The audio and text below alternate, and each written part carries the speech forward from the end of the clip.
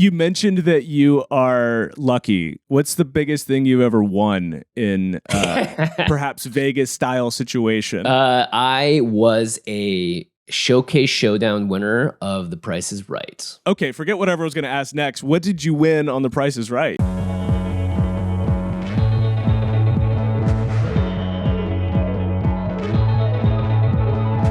Welcome to Shoulda Books, the podcast about all the books you should have read by now. My name is Jonathan, and today I am joined by actor, musician, video creator, and basically YouTube royalty, Jimmy Wong. Royalty, nice. Jimmy, welcome. How you doing? Thank you. My tiara's in the mail. It's about to get here any day now. I'm doing great. Thank you, Jonathan. We were just chatting in kind of the Patreon cold open, which if folks are interested, you can find at the link in the description.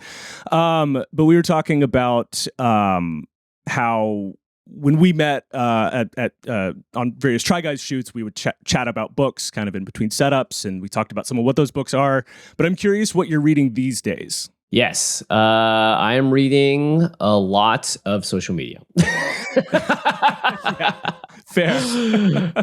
It's interesting because X has created this sort of like, what would you call it? Like threads or like these like very long articles basically that you can read on X. And there's all sorts of different people popping up because it's you can tell that the algorithm will try and favor or populate things that are relevant to whatever you're interested in. So there's the whole looks maxing trend.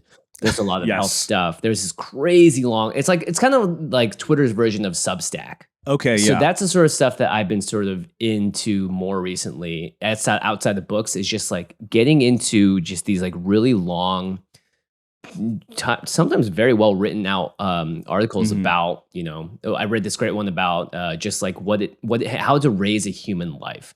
And it talks about this guy's journey with his wife of bringing her through pregnancy and how they together figured out all the different ways to get out of the nausea for the first trimester and all the research that he's done. So much information packed into here. And it's cool that people are given this platform now to also sort of bring forth their beliefs and their research into the public eye. Now, specifically on the topic of child rearing, I know you have a child. Yeah. How old is he? He's 4 years old now. 4 years old. If you were going to write one of those threads with some of the wisdom that you've learned in those 4 years, what are some of the top bullet points? First off, great question. I sometimes daydream about having one of those threads fully written out, Here's your chance. Sometimes I'll open my phone and be like, all right, Notes app, here we go. And then one paragraph later, I'm like, all right, Notes app, we'll never see you again. It satisfies the urge. Yeah. And then you don't have to deal with anyone like disagreeing with you. Exactly. Or the research that you actually have to do. Oh gosh, the research. Yeah. Citations, who knows? I don't know. There's so many different ways to go about it. I feel like the things that I've learned are usually along the lines of like humility, patience. One thing that I like to tell a lot of my friends that are in their parenthood days or are about to journey into that is like, hey, you have a dad, your dad had a dad, his dad had a dad, all the way back to the first dad. So there is something in your brain, in your programming that is literally trained to do this in some way. So you have part of you that, and it felt, for me, it did feel like when I had my kids, like some parts of my brain like got unlocked almost. Oh, wow. Which was like, oh, it's time to kick into action. Like now you're doing the child rearing thing that your entire bloodline has done. And the same goes obviously for moms as well, right? What's a quirky one that you didn't expect to part of your brain that got unlocked, or some instinct that you did where you did it and you felt like the character in the movie or you felt like Neo and you're like, I know Kung Fu. Have you had any moments like that? I've always been really good at like optimizing, like, all right, I'm going to do the dishes right now. And at the same time, I'm going to put this heater on so I can get this thing going at that same time, right? Like get all the things going because you only have so much time in the day. So I guess like that was my Neo moment where I was like boiling a pot of water behind me for some spaghetti or wontons or whatever it was, washing the dishes. And then like getting that exact perfect scrub out, using the right, sponge at the right. So it was just like it all fell into place. There's lots of those moments where it's not very glamorous, but it's satisfying in the moment. Yeah, it sounds like, and I don't have kids, but from it sounds like something I hear a lot from my friends who do is that like uh, your ability to time manage and like squeeze minutes out of the day becomes so much stronger Yeah. because all of a sudden like you don't have as much free time, so you make that free time count. And in the interest of that, obviously, we I'm fascinated by this topic, but that's not We could what do a we're whole here for. We're podcast here on to that talk. too. Yeah. We do a whole podcast about that. We're here to talk about books, and you have brought 3 books that you think everyone should read, and I say we get into them. Yeah, let's do it. All right, which one do you want to start with? So many. I guess I'll just start with the first one I sent you, which is Conversations with God. Mm-hmm. Yeah. Have you read this book before? I have not. No, I wasn't familiar with this. I was doing a little bit of research on it, and it sounds super fascinating. What is this book about, and who wrote it? Yeah, so it's by Neil Donald Walsh, and I got this book recommended to me. I sort of began like a self-development journey for myself about 3 years ago. It started with like doing a leadership program, and a lot of it was about like, what does it mean to take full accountability into your own life, to really take the reins of control and become a leader. And if you're looking to be a CEO or a leader type or whatever, like what can get you from here to there?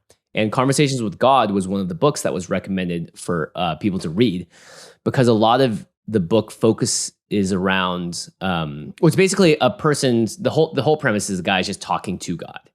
And he's in the spiritual circles, they'll say that's like a channeled message, like the from the divine, the words of what God is coming through this person and onto the page. So a lot of this book is talking about who God is, what is the nature of God. And this falls along the sort of religious lines of God that is loving rather than punishing, right? Sort of like Old Testament versus New Testament God. All humans are part of this divinity, and sort of you are, the God within you is the God in the, without as on the outside as well. And a lot of the book is also about life purpose, and that sort of ties into the leadership stuff, which is like, what is, finding your purpose and understanding that your purpose of life is to experience, the world around you, and to bring that knowledge into the consciousness. And a lot of it's like focusing on love over fear as well.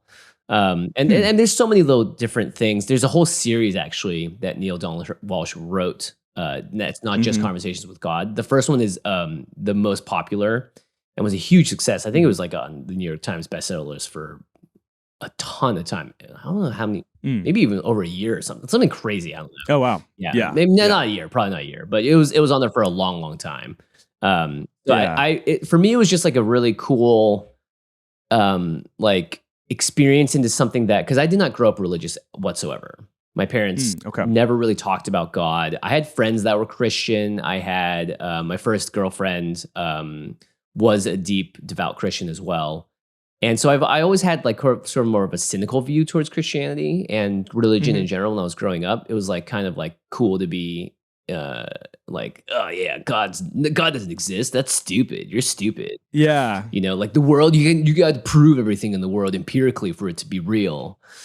And, so I sort of adopted that viewpoint as a young kid. And obviously that got shattered 1 billion times over as the mysteries of the world get presented to you. And you realize that like, no, you can't explain everything with science. If anything, science is trying to catch up to explain everything. And you hear about miracles all the time, and you hear, and you hear testimonials of people that talk about things that happen to them that are just beyond belief, And then you also read awesome stories. Like there's a great story by Andy Weir, the guy that did Project Hail Mary and Martian, called The Egg. I don't know if you've read it. It's like a short, like 2-minute read, and it's basically about a guy that it gets into a truck accident on the way home and dies, and then meets God. And it's like great because this is a sci-fi author that is grounded in, doing a lot of like facts-based research work, talking about stuff that's beyond the scope of that. So Conversations with God was just like another step in that sort of journey for me personally, to being like, okay, what if I can just redefine in my life what God actually means? And why do I find it so fascinating to just keep investigating this concept and this idea, and sort of losing the noise around it, sort of the stigma or the bias or the stories or whatever else I'd had sort of like placed on top of me growing up, and just sort of understanding like, all right, what is my personal relationship to this idea and concept and thing? And this book was just another access point where I could sort of read about someone else's experience and their dialogue with God. I want to get into what the author's kind of experience and definition is, but before that, I'm curious, what is your experience and definition of God right now? Yeah, great question. So I'm not that kid anymore, that's for sure. I'm not that cynical little dude. You're not the Christopher Hitchens, like new atheist kind of asshole. I'll No. occasionally have that conversation with someone online who thinks I'm just a delusional, psychotic, whatever, for believing in God. And I'm like, okay, at some point when you, I feel like a lot of the people also in my generation, the older you get, the more open you are to this idea and concept. And whether or not you think it's a guy in a white robe with a sick beard, or more of a sort of like a machine entity that is like running a programmatic universe, there is something, right? And that's what a lot of people I found around me begin to sort of come to grips with, is like, it's not nothing, but there's definitely something. And I don't know what the something is. And that's when you begin to, I think, define it and refine it for yourself into what is quote unquote God. And there's so many different pathways you can go down. And we see this sort of huge surge in spiritualism, as I think recently as well, because people are generally just searching for answers, because this world is such a frustrating place to be in, given that we now have the so much knowledge, and it's not pointing towards a reality that's like very pleasant, you know? Yeah. Yeah. To say the least. Yeah. Yeah. There's definitely a it's in the ether right now, this kind of renewed interest in religion that I find very fascinating. But for you, like what does the idea of God look like? So one of my friends once said that his acronym for God was Grand Organizing Designer, which I thought was a really cute way of like, just again, another way of looking at it. And something I always like to bring up to people, and I think about myself, is the blind man and the elephant story. You know this one, right? I know it, but let's right, for the viewers, for anyone who doesn't, right? So Jonathan, you and me, we're both blind. We're in a room, and there's maybe 10 others in this room with us. And in the middle of the room is an elephant, and we're all standing at a different part of the elephant. Some of us are near the head, near the back, and we're all touching it, or smelling or sensing it, and we're all describing it to each other. And I say like, this is obviously a tree. It is thick, it is scaly, it's got bark. It feels like bark, and it's tall and hefty. And Jonathan, you're over there being like, no, this is definitely a whip of sorts. It's long. It's got it's moving. It's a little leathery.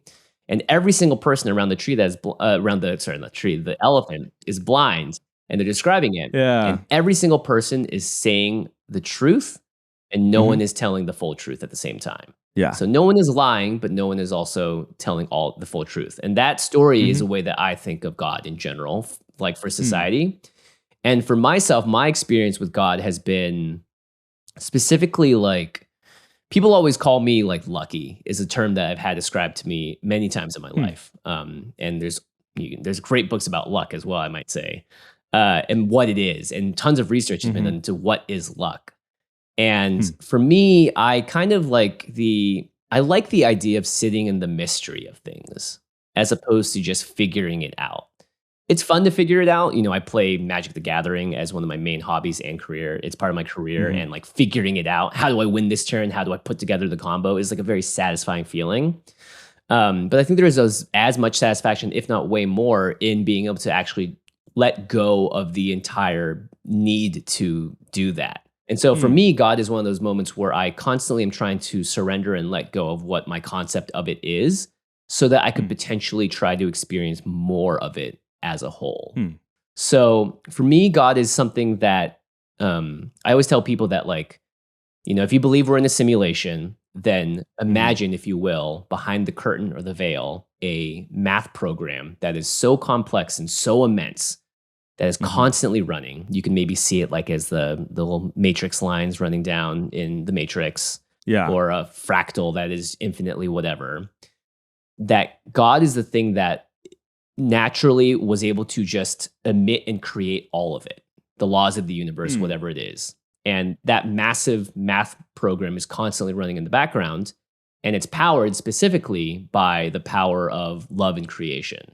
and that it emanates from, some people call it the Godhead, or like sort of the central point of the universe, and it's emanating outwards and it's creating all this outside of it. And we always talk about manifestation in these days and talk about how do you create things in this world. And I think God to me is a program that wants you to participate with it. And if you do so in a way that is in the flow of things, then you will be able to interact with this program in a meaningful way and have a meaningful existence and be able to fulfill your life's purpose. So God is something that is someone or something that is always trying to work with you, is always looking for you to work with it. And whether or not you do that through your practices spiritually, through Buddhism, Hinduism, Christianity, through Christ, these are all pathways to God. And there's a new growing branch of religion that's called inclusivism, which is sort of like the religious viewpoint that while one faith might hold the quote unquote full truth and means of salvation, but salvation is still possible for everyone and through every other faith through the grace of God. So that is sort of like how I sort of have God in my heart now, which is just like, I don't want to figure it out. I'd rather sit in the mystery of it and allow my life experience to play out in a way that I can reflect upon what's happened to me or what I've been doing and how my input has created an output and better understand the program through that. You mentioned the idea of purpose. Both, it sounds like that was kind of one of the goals of this seminar where you discovered the book.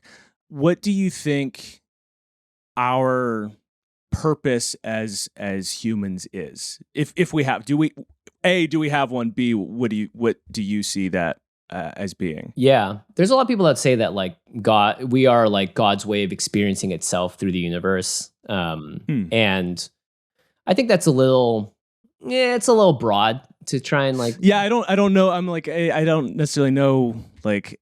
Okay, what do you do with that? Yeah, exactly, right? It's a cute. It's like it sounds nice. Exactly. Nice, yeah, it sounds nice. Yeah. It's cute. You're like, okay, cool. Okay. What is there? Is there anything of use here, right? So I think purpose ultimately is super individualized, and it really is up to each individual soul. And the way I kind of like feel it is that like our souls are connected to. I believe in reincarnation for one, and I believe that we can live multiple lives, and that our souls return to the planet to keep learning through whether it is like a karmic thing or whatever it is, but we keep growing and we keep learning as souls, and sort of help disseminate that knowledge as well that we learn to others as through that process and bring others into that sort of like the love of the universe. So I think purpose has a lot to do with what your soul wanted to do in the lifetime that you're in. And it could be, really specific to your lifetime, or it could be tied to a larger, more broader sort of like mission, if that makes sense. So I find in my lifetime that I've been drawn very specifically to creating community, and specifically around gaming, and to also be a teacher of sorts. So I do a lot of podcasting and a lot of talking. And so I've always found myself in this position where I'm constantly working with people and helping them learn things and bringing them to a greater understanding of whatever it is. And you could say that like maybe my purpose in life is to just be a teacher, and you could simplify it as that. And then you could look maybe a little deeper and go like, okay, what is my purpose across maybe multiple lives, or a grander expression of my soul? Be like, okay, maybe my purpose is closer to, okay. And then start you analyzing a little bit more in my life. I'm like, okay, well, in my life, a lot of my audience is heavily male in the gaming crowd. And I've found a lot of hurt in the male audience as well in the gaming crowd, because for me, my own personal experience, the reason I went into gaming as a kid is because I felt lonely. I felt like people didn't, I wasn't popular, I was nerdy. And so my escape was to go into games and find community through there and to find that sort of camaraderie in gaming. And I found a lot of that sort of be a through line with a lot of the audience that I have now. So it's like, okay, maybe my grander purpose is to bring healing to maybe men specifically that have found themselves ostracized by society or whatever it is, or felt ostracized or felt demeaned or whatever, or put into an othered category. And you can go even broader than that, And so like, I think purpose is just basically how you define it, but for me, and I think for a lot of people, the clues of what your purpose is have been given to you your whole life. You've been given them all the time. It's more about whether or not you're able to sit back, let go, and actually see what it is. I find a way that I like to think about it is like the phrase, what makes your soul sing? It's like when you do something, what like there's things you do where you finish them and you feel neutral. There's things you do, you finish them and you feel bad. But then there's things you do and you just feel alive, you feel connected, Totally. you feel part of whatever this is. Mhm. You know, you feel like you're like fitting into that. And so I think that like it is kind of like a lifelong mission to find that and then find a way to build your life so that you can stay in that space as much as possible, because the infrastructure of our lives is not designed to have us living in that space. Yeah. I always tell people like, hey, John, if you could redo the entire thing and build society from the ground up, would you make it like this? And the answer is always like, no, Yeah. of course not. Yeah, no, yeah. This like absurd capitalistic, hyper greedy, exploitative thing. Of course not, right? Like, Yeah, no. Yeah. But think of the shareholders, Jimmy. I do think of the shareholders, yeah. You got to think of, you can't forget about the shareholders. They're voting on some very important initiatives next month. I'm curious, you mentioned that you are lucky. What's the biggest thing you've ever won in a perhaps Vegas style situation? I was a Showcase Showdown winner of The Price is Right. No fucking way. Yeah, bro. Oh, I missed this in the research, and It is not a well-known fact. I purposely do not put this out there that often because there's a lot of like what that goes along with it. It's similar. The guy in Breaking Bad too, Aaron Paul, I think also Aaron won. Paul, Also won it. So this is the difference between me and you. If I won anything on a game show, I would probably have a tattoo of it. You would talk to me for 5 minutes and you would find out. Okay, forget whatever I was going to ask next. What did you win on The Price is Right? Yeah, and this actually comes down to luck as well. And I'll try and make this nice and quippy and short. So I won a Dodge Dart, a jet ski, and then a trip which I decided not to take the prize of. You don't get the cash equivalent, you just don't get the prize. What they don't tell you on The Price is Right is that every single item you win, you are paying the full tax amount on. Right. So there was not a free car, it was a $3,000 car because it was the tax of what I would have to pay on the car itself had I bought it. How does it? Do you have to pay that every year you have the car? No, you just it's as though when you buy it for the first time, this is the tax that you're paying on the car. The tax you would have paid because the show doesn't want to pay it for you. They get the car as like a gift, and they're doing it. There's all sorts of write-offs and how it works and all that. Yeah, but it's not a free present by any means. Yeah. Okay. Heavily discounted, we'll say. Yeah. But do you still have the jet ski? The jet ski I do not have. I gave the car away I did a fundraiser for a show I did back in the day, and I gave the car away as part of like the prizing for that. The jet ski does feature in the web series I did, Video Game High School, in one scene because we did have it for a little bit, and we're like, all right, well, let's make use of this. We got to use it. Production value. Exactly. Yeah. Oh man, but I think that's what makes my soul sing is jet ski. I haven't been on one in a while. But, it's all about building your life to kind of get into that space. So at some point... Jet skis are pretty fun. I'm not going to lie. Yeah. They're pretty sick. So circling back to this book, Conversations with God, what is kind of the prose format of it? Is it like written almost like a play where it's like, Neil says lines, then God says lines, or is he kind of like talking about the conversations? So it's basically like, it is almost a direct dialogue.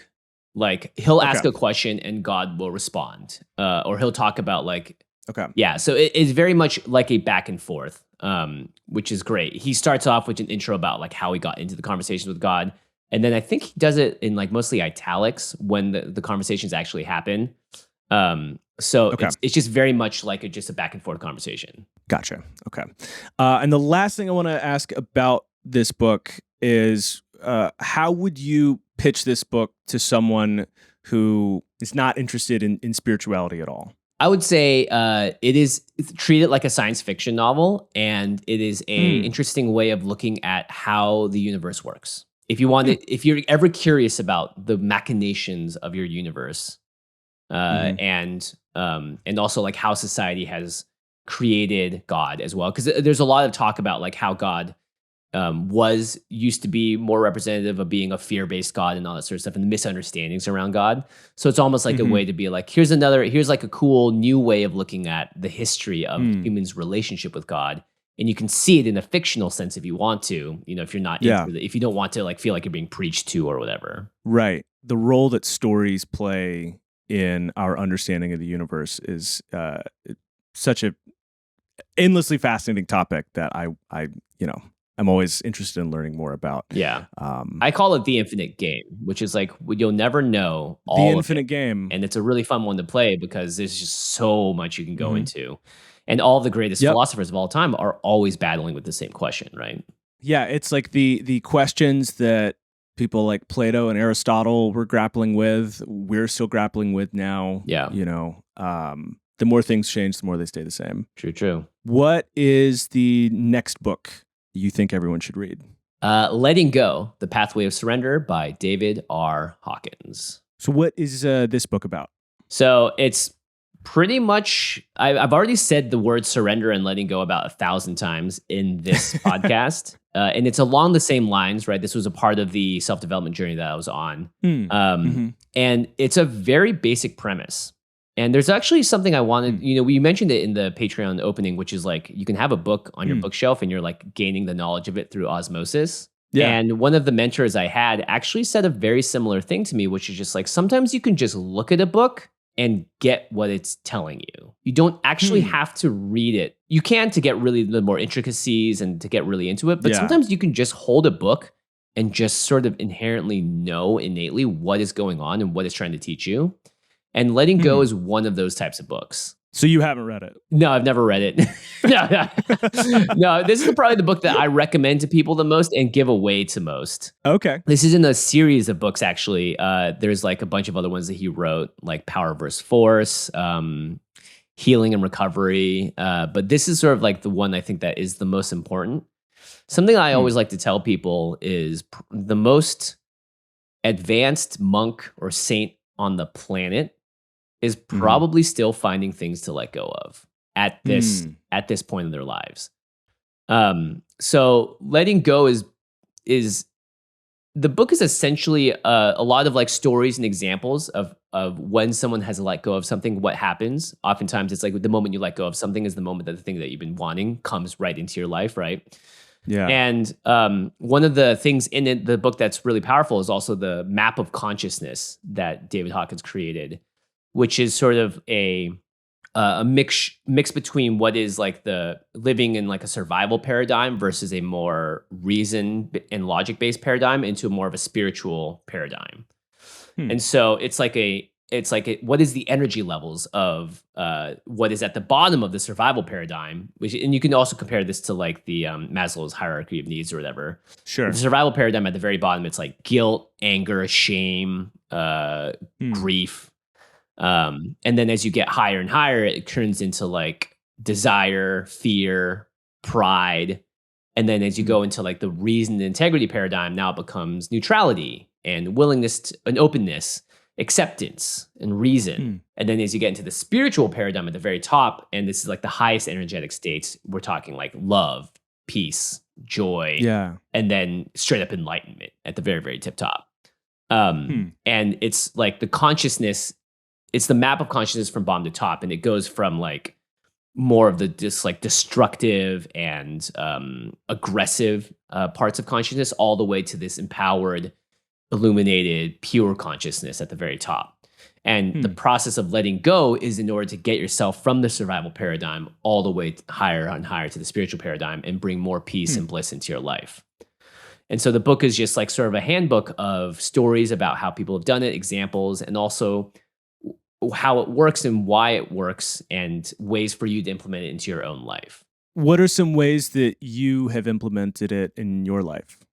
So the main one is just like a question you can always ask yourself at any point is, what am I holding on to? If you're ever in like a stressful situation or you're anxious or something is going on that's sort of like tugging at you and keeping you in a suspended state, and you feel like you're trapped or you can't breathe or your brain is like locked up, you can always ask yourself, like, what am I holding on to and what can I let go of? What can I let go of in this moment that will ease that tension just by a little bit. And for me, the answer constantly was like, I can let go of like needing validation. I can let go of wanting someone to give me, a praise, or I can let go of needing to be right. That was a huge one for me, and still is. I can let go of needing to be right in this situation. You mentioned letting go of validation, and I'm fascinated by that because I think you are part of kind of like the first class of YouTubers, like the first kind of generation, and the process of validation is kind of just absolutely inherent to the YouTube and social media, mechanism. It's changed over the years some, but like, I'm curious what your journey with that specifically within like YouTube has been. Yeah, so a lot of it started with being a younger brother. And the younger brother too, my brother is Freddie Wong, who's like a absurdly talented creator. Like you put anything in front of him and he'll make it look golden. He like took up ceramics randomly, and then he's just like at a ceramic show and selling stuff, and people are like, "Oh my god, this is some of the most beautiful pottery I've ever seen in my life." And you're like, "What the heck, dude? People have been doing this their whole lives, and you're just out there crushing it in a month of practice or whatever." I gotta just say real quick, that sounds like a terrible person to be a younger brother. Just someone who is like good at absolutely everything. Like I think of my older brother who is like really, really good at a lot of stuff that I want to be really good at. Yeah. And just the frustration that is there. So so all that to say, I feel you. Thanks, man. I appreciate it. So that contributed to a lifelong of like just like needing validation or wanting validation to just feel better about myself and to feel worthy or whatever it was, right? And I grew up in a pretty, in an Asian Chinese household that has a lot of that top-down pressure as well to do well, succeed, and get good grades and all that sort of stuff. And so I took a lot of that energy right into YouTube with me, and social media obviously was like, oh, perfect. You're the perfect candidate for, using our. Yeah. Oh, you need some external validation, you say? Oh, well, have we got some for you? Have you heard of a comment section, my man?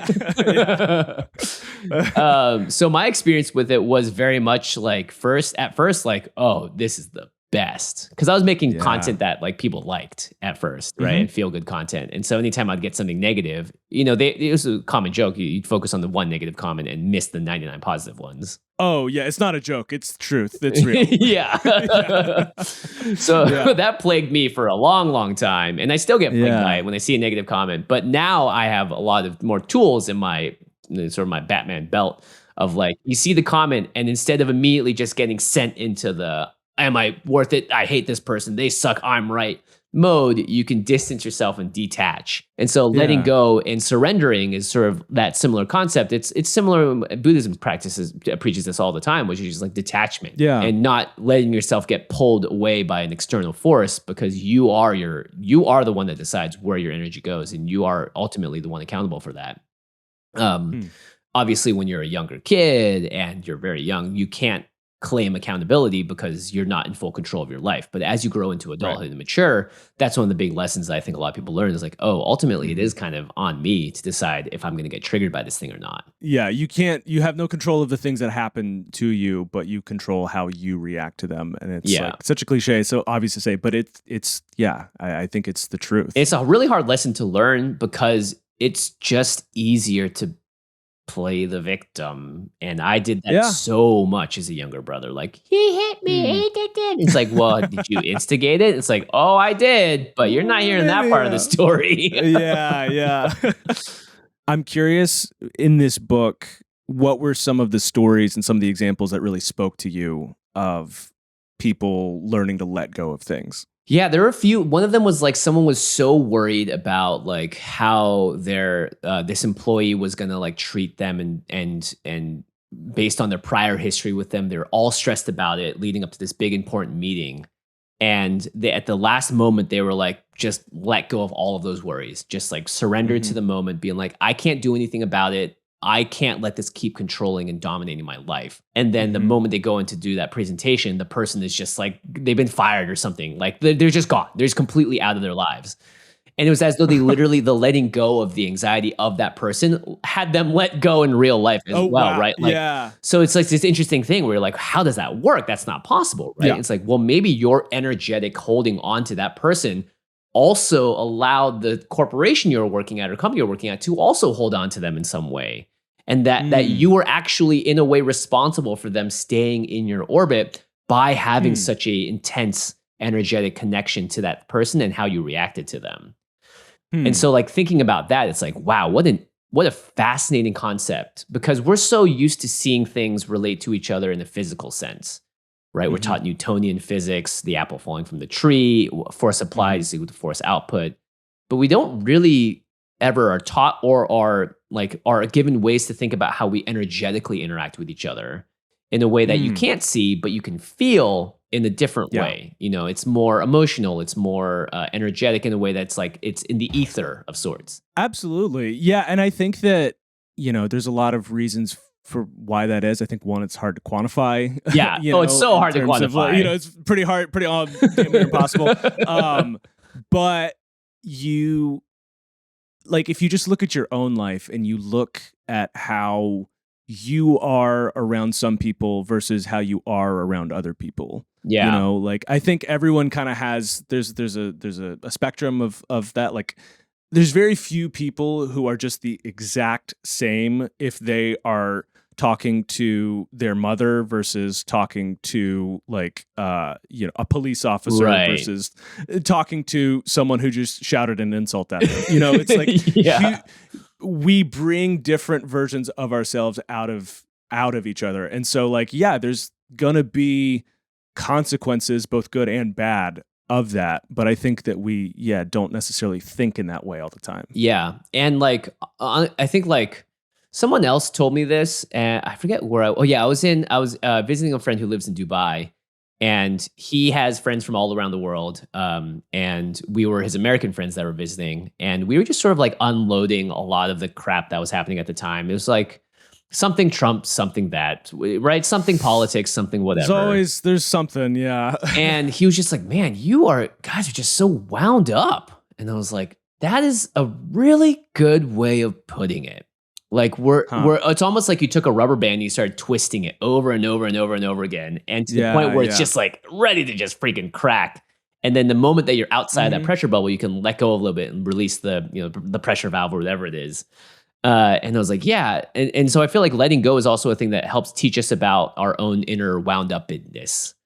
So if you're for instance, if you're a really angry person and you're always lashing out at people around you, you can be like, okay, time to learn how to let go. Time to start letting go. It's like, all right, I'm going to let go of the anger. And you're like, okay, it's helping a little bit. The pressure's off, but I'm still angry sometimes. I'm still lashing out. And then you're like, but the moment you start letting go and you start unwinding, you realize, oh, I'm actually kind of lonely. Huh. Interesting. Okay. I'm going to release those feelings of loneliness too. All right, but I'm still kind of angry sometimes. What's going on? I'm still, and more things start coming out as the box is opened and the things are being sort of let out.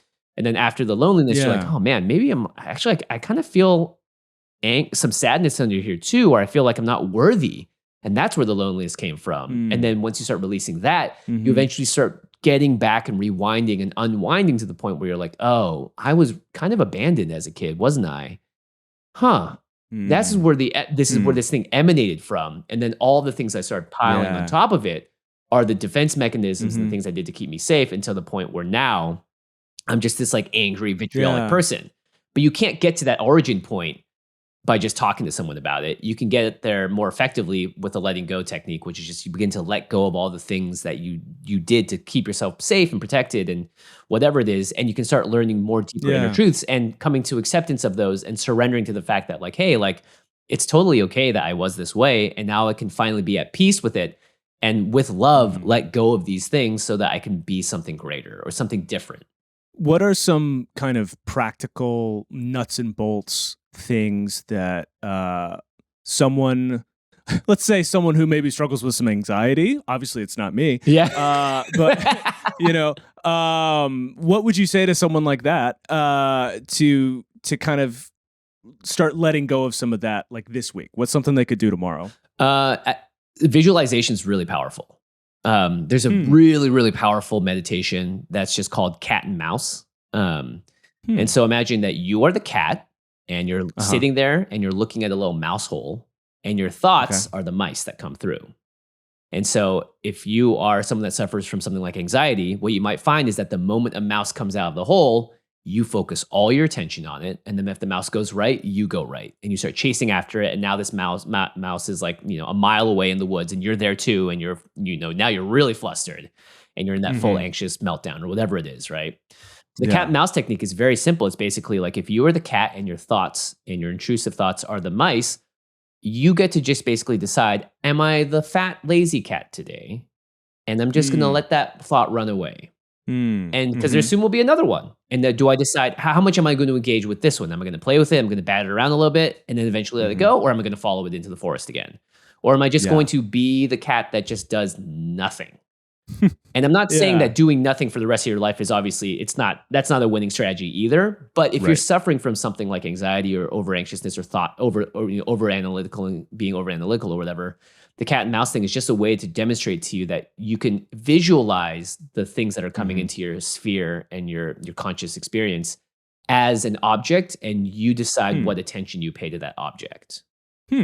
You get to decide how much of a Tom you're going to be to that Jerry. Yeah, exactly. Exactly. Yeah. Beautiful. I like that a lot. Yeah, I think, because, and I think that, I'm probably not the only person who deals with this, but it's like, you wake up in the morning, you look at your phone, and all of a sudden you are just getting, there are so many mice coming at you, just one after another, and it's so hard to hang on to that kind of that center and and like take the appropriate action, because there is like you said, you can't just do nothing all the time. But yeah, that sounds like a strong way to start to kind of get a healthier ratio of like chasing versus sitting. Yeah, you can definitely learn to do less is a big thing. Because I know, like, for instance, like, what am I theoretically supposed to do about the atrocities that are happening around the world? It's a very difficult question because, in another day and age, you would literally have no idea it was happening. You would not know. Yeah. You would never be introduced. It would just come to you maybe through the news, or if the television had been invented, you may be seeing it through that, or your parents or whatever it is. But for the most part, you are protected in a lot of ways from having that storm of whatever it is raining on your head. And I think a lot of people don't realize that it's like now that we have access to all these things, you can actually tell the cloud to go away. You can be like, that cloud, and it goes away by not you forcing it away because you're applying force to it. It goes away by you just not giving it any energy. Because I think like a really powerful mantra that a lot of people with anxiety and just over analytical natures can think is like, if it's coming, it's also going. Oh, like if it is coming, it also has the same energy to leave, and it doesn't have to stay within your sphere of experience unless you're the one that decides to now create an energetic attachment to it in whatever way. How would you pitch this book to someone who hears the idea of letting go and they think, absolutely not? Can you pitch that book? It's a fascinating question. If I was their therapist, I would ask them, like, what are you holding on to that's not allowing you to let go of that thought? Like, because that is even someone going like absolutely not is definitely someone that's holding on to something, right? They're the person who needs it the most. Yeah. Or they could benefit from those for sure. It's a really tough book to pitch. I think just like sometimes it's also worth it to not care about that person. And just know that if the suggestion is made and it is rejected, that's okay. And maybe they come across it at another point in their lives, but you have planted a seed. And that seed is up to them if they're going to put sun on it and it's going to rain, or if it's going to get tangled up in the weeds that are already there in their garden or whatever, right? And at a certain point, you also have to let go of like the pitch. Because there's so many moments in my life where I'm trying to teach someone and I'm just like banging my head against the wall. And it's just like, you know what? If I actually let go of trying to teach them, that might be a more effective way of them getting to the lesson that I was hoping they would learn, right? And that's like one of the crazy things about letting go is that is a concept that now begins to infiltrate your thinking. It's like, oh, letting go of something actually is more effective than holding on.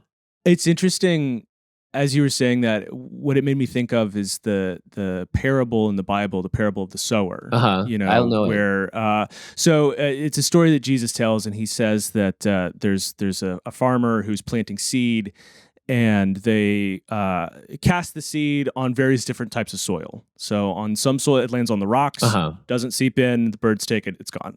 It lands on thorny soil where it starts growing, but it grows up with the thorns and the weeds, and those choke it out, and it doesn't go anywhere. Some lands on very shallow soil, so it starts growing, but it doesn't set down the roots, and so it dies. But then some lands on that good soil, and the good soil allows it to take deep root, and it grows and it blossoms and it becomes, the barley or whatever.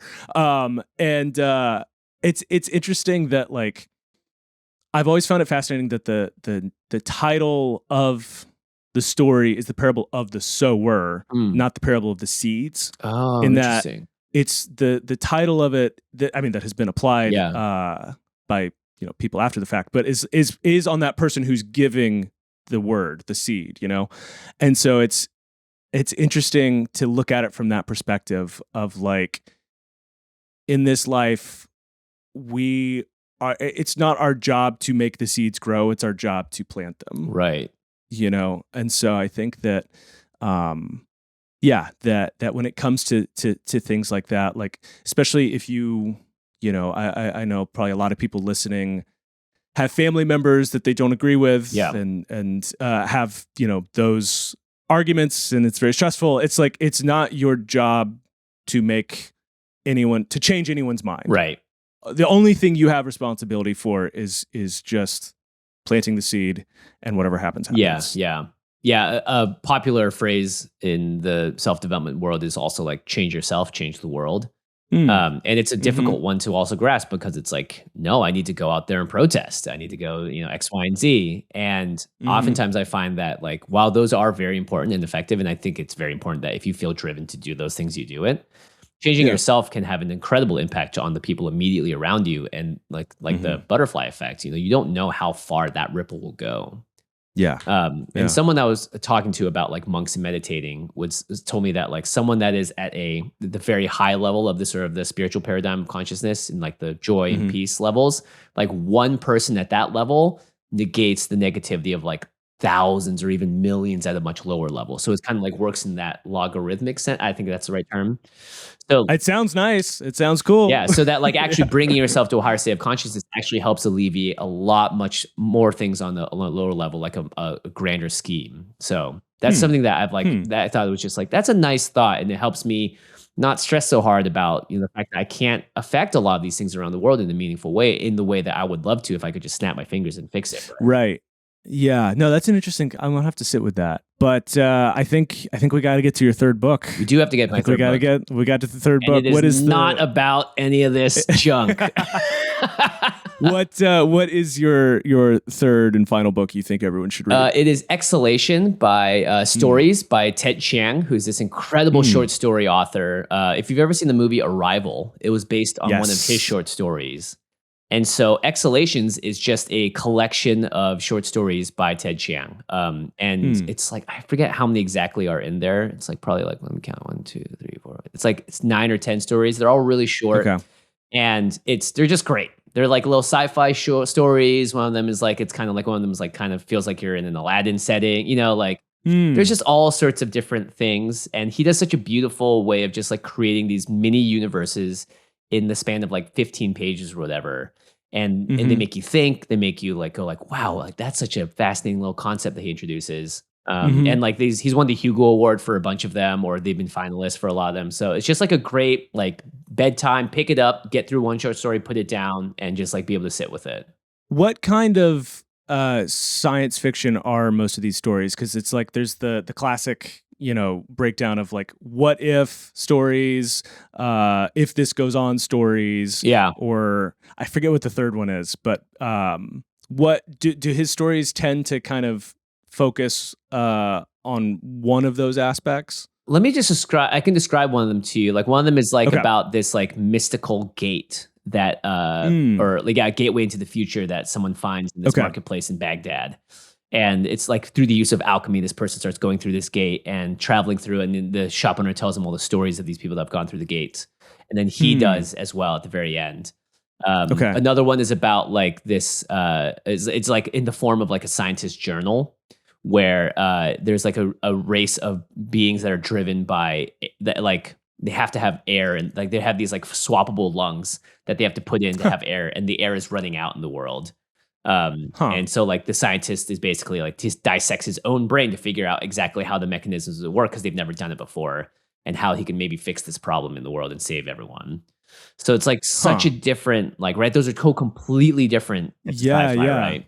And there's another one. There's like a device called the predictor where you press a button and then light flashes, and then you can like get a signal from the future, and then you, like, is free will real or not? It's like, so he covers all sorts of different topics in the stories that he writes. One of the things that I like the most about science fiction is, you know, its ability to say something about our world right now. Yeah. So when were these stories written? So I think he collected a lot of them. Some of them were from earlier, like from like early 2010s. And then the book itself came out like in 2018 or 19, I think. Okay. So some of them are new stories, and then some of them were like much older stories from earlier on. Because one of them won the Hugo Award. Let's see if I can find it. Yeah, Anxiety is the Dizziness of Freedom. It won the Nebula Award and the Hugo Award. Great title. Yeah, right? Yeah. And this was he wrote it in this one was from 2019. But I'm reading this now. There's some stories that were from 2005. So okay, gotcha. So it's, what are some of the themes that he likes to explore? He loves talking about like determinism, free will, like ethics of machinery and AI are like a topic that comes up a lot, like the nature of humanity. Obviously with Arrival, it's about communication and like time, and how time is not necessarily a fixed constant, and how we can experience it and understand it through language. So yeah, it's like, he does have a little bit of a robo fixation though. He loves like robotic stuff. When it comes to what he wrote about AI specifically, 10 to 15 years ago, how do those stories look now in 2026? Do you feel like he got a lot of things right? Do you feel like he kind of went down the wrong path on some things in terms of how it's playing out now that it's kind of here? Yeah, I think he wrote an essay recently about like whether or not AI can make art, like true art. And he argues that it can't replicate the lived experience of like a human being, like that it's not as intelligent as it's perceived to be, which I completely agree with. It's definitely being overblown in terms of how smart it actually is. And he thinks that like AI has these limitations and it can't make, I don't know if he calls it true art, but he argues that it can't make like art in the same way that a human can. Yeah. Which I think is for the most part correct. It by itself cannot. If a human is there very meticulously prompting and designing what it is, that's a different story, I think. Yeah. Yeah. I think, my feelings towards AI are complicated at best. I think that we are probably in some form of a bubble, whether that's going to be a bubble that ruins the economy or that just makes a lot of billionaires less of billionaires. We'll see.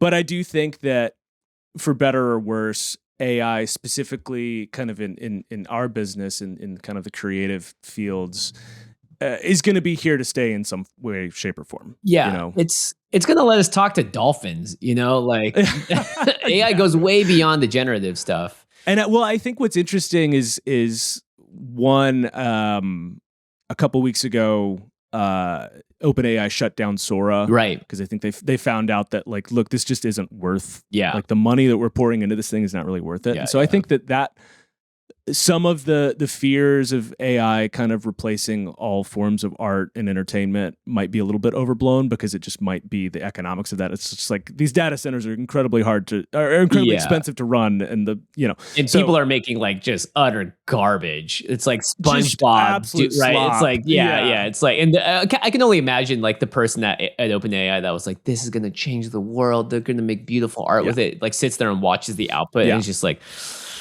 how much money is going into this right now? Right. But on the other side of that, I know someone who's a professor at one of the film schools here in Southern California. I won't say which one, but anyway, he had a student who made a short film fully with AI, and this professor, who is like, he's not a fan of AI to my knowledge. He's, he loves film. He's a professor. This is his livelihood. He teaches it. He said it is incredible. Yeah. He said that this AI short film is like absolutely incredible, and that this kid has been getting offers from like all the studios to literally drop out of college and go work for them to make that. And so I think that, my personal feelings about it aside, I think there's going to be a lot of entertainment that a lot of people really like that is going to get made by AI. And, that is the way it goes. But I mean, my view of it is like,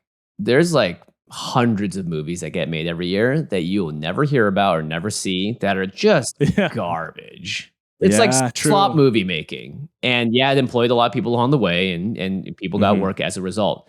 But it's not really that different. We're just given more tools to make stuff at a much higher scale that involves less overall people being involved.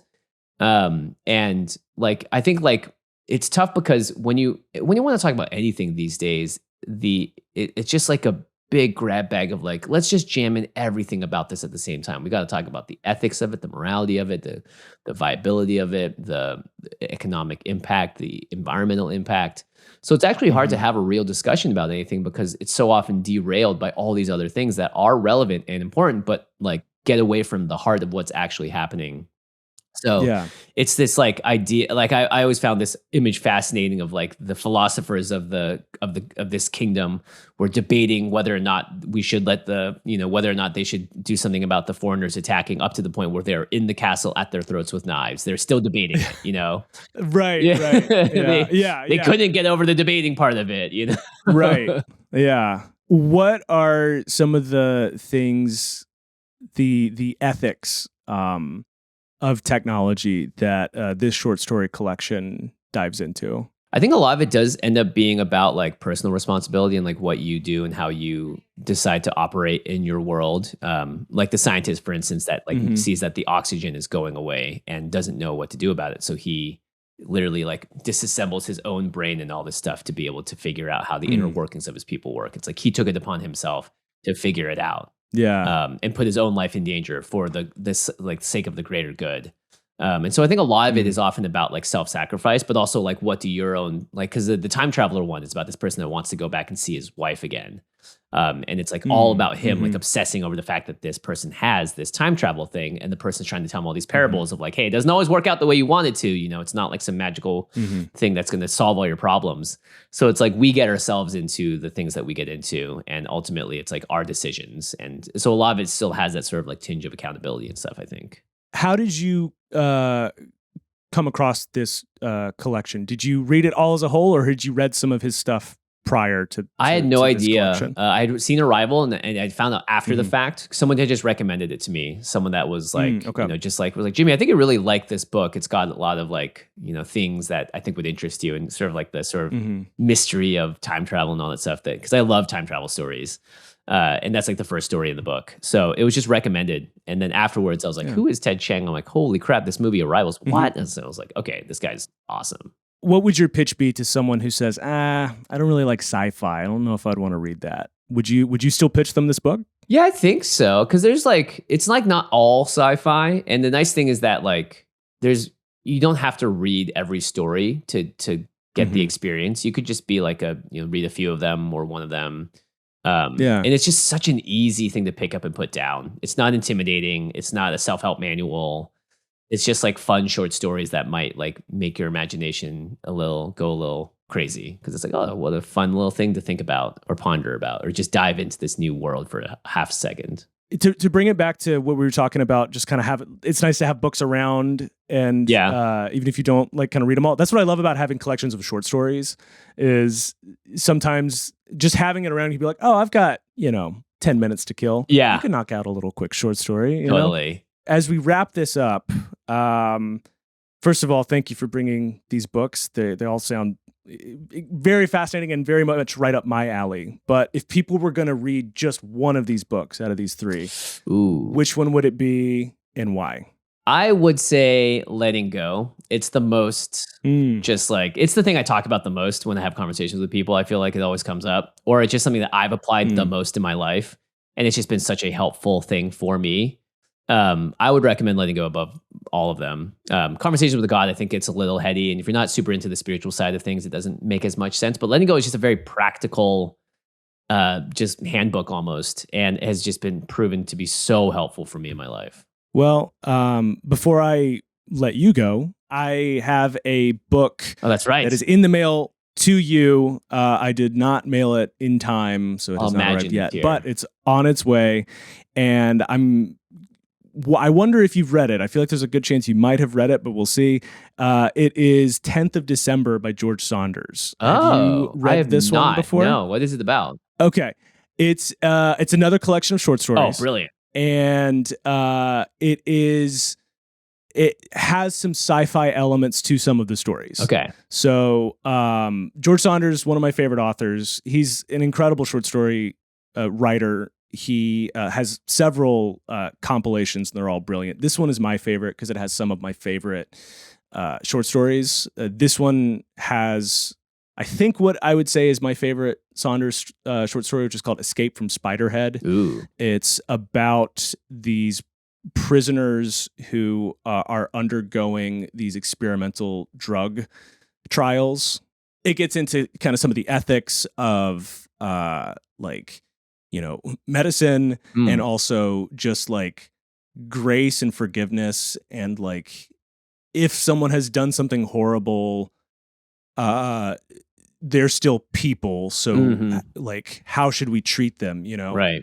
But he's also just he tells very heady stories, but he tells them in very, very almost simplistic language. And the effect is just really spellbinding. Sweet. And he gets into elements of spirituality too. Like he has a fascination with the afterlife. So a lot of his short stories will feature someone dying and then going to whatever that afterlife next, is. Yeah. You know? So anyway, I think it sounds like it would be right up your alley. So no, it absolutely is. What a great recommendation. I'm so excited. Awesome. Well, thank you for being here. And what do you have to plug? What do I have to plug? Oh man, Letting Go. Yeah. I'm letting go of plugging. Actually. Yeah, exactly. Yeah, I've let go. If you are interested in Magic: The Gathering, we make a gameplay show called Game Nights, which is a really fun, just like sort of like it's like we take. It's almost like we take a board game and we add a reality show aspect to it, where we're cutting away to confessionals and people talking about the game as it's going on. So if you've ever been interested in Magic, it's a great way to just get a taste of what like this format is all about. It's growing in popularity. It's super fun. And we really try and edit it in a way that's beginner friendly so that you see all what's happening. We explain things. And you sort of understand the emotional through arc of it as well. And if you want to see me on the Try Guys, where I met Jonathan, you can find me judging random episodes. You can I think if you just look up Jimmy Wong Try Guys, you'll find some of the stuff I've been on. But I just filmed another couple of episodes with them to go on their second Try channel. Hell yeah. Awesome. Well, thank you, Jimmy, for being here. And to everyone watching and listening, thank you for watching and listening. And as always, keep reading.